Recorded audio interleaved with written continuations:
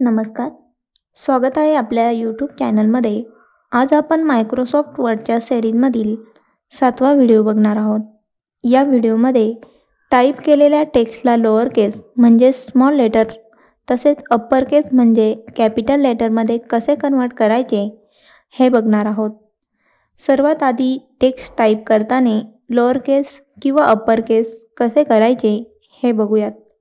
यासाठी कीबोर्डवरील caps lock या बटनाचा वापर केला जातो.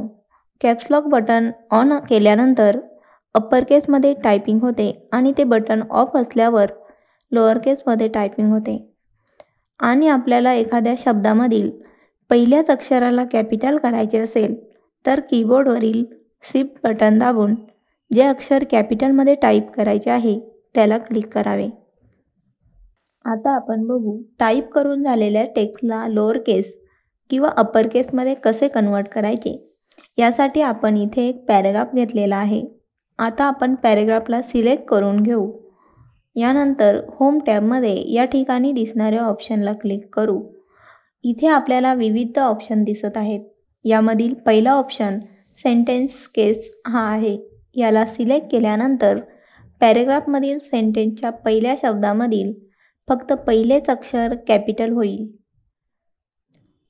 आणि दुसरा ऑप्शन लोअर केस आहे. या ऑप्शनचा वापर करून पॅरेग्राफमधील सर्व शब्द आणि अक्षरे स्मॉल लेटरमध्ये कन्वर्ट होतात. तसेच यामधील तिसरा ऑप्शन अप्पर केस हा आहे.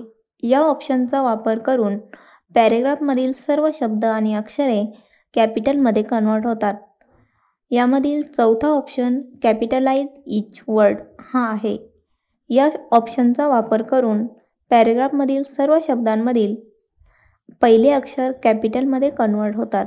आणि पाचवा ऑप्शन टॉगल केस हा आहे. या ऑप्शनचा वापर करून पॅरेग्राफमधील सर्व शब्दांमधील पहिले अक्षर स्मॉल लेटरमध्ये कन्वर्ट होतात आणि इतर अक्षरे कॅपिटलमध्ये कन्वर्ट होतात. अशा प्रकारे आपण वर्डमध्ये लोअर केस आणि अप्पर केसचा वापर करू शकतो.